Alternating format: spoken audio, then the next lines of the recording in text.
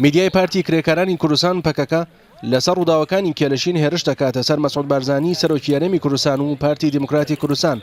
کادرێکی پەکەکە بە ناوی ئامەد جیجلە لە میدیاکانی ئەو حیزبەدا هێرش دەکاتە سەر پارتی دموکراتی کوردستان و دەڵێت کاتێک مرۆڤ تماشای میدیای پارتی و میدیای پارتی داد و کەشەپێدان ئاکەپە دەکات دەبینین کە ئەو ڕووداوە شتێکی هەرێمی نییە، بەڵکو لە دەرەوە پلانی بۆ دانراوە.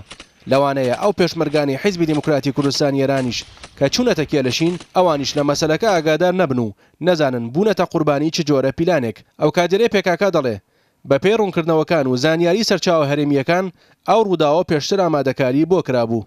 هەروەها دەڵێت کە مستەفا ئیجری سکرتێری حیزبی دموکراتی کوردستان ئێران پێش دووسێ هەفتە لە هەولێر لەگەڵ شاندێکی دەوڵەتی تورکیا کۆبووەتەوە کە کۆبوونەوەکە لەلایەن پارتیەرە خرابوو. بەڵام سەرکردایەتی حیزبی دموکراتی کوردستان ئێران تا ئێستا هیچی لەبارەی ئەو کۆبوونەوەیە ڕانەگەیاندووە.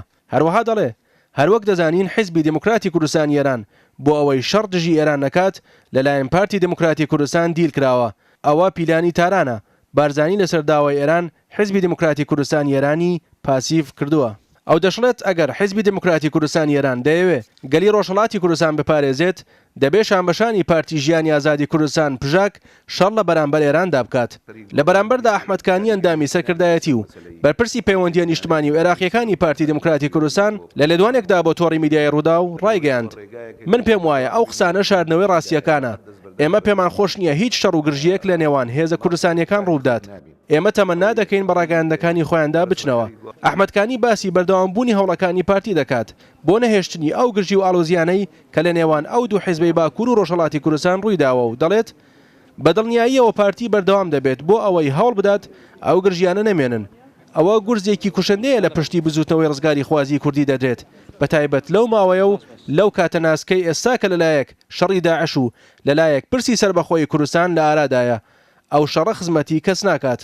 هەروەها ئەندامێکی دەفتەری سیاسی حیزبی دموکراتی کوردستان ئێران ڕەتی دەکاتەوە کە هیچ کۆبوونەوەیەک لە نێوان حیزبی دموکرات و هیچ لایەنێکی ناوخۆی و دەرەکی کرابێت پێش ئەو ڕووداوە. سەبارەت بە بەرنامەی حیزبی دموکرات بۆ سنوورەکانی ڕۆژهەڵاتی کوردستان تەیمور موسەفایی ئەندامێکی دەفتەری سیاسی حیزبی دموکراتی کوردستان ئێران لە لێدوانێکدا بۆ تۆڕی میدیای ڕوودا و ڕایگەاند تیمەکانی ئێمە لەوێ دەبن بۆ ئەوەی هاتوچۆمان هەبێت بۆ ناوخۆی ڕۆژهەڵاتی کوردستان.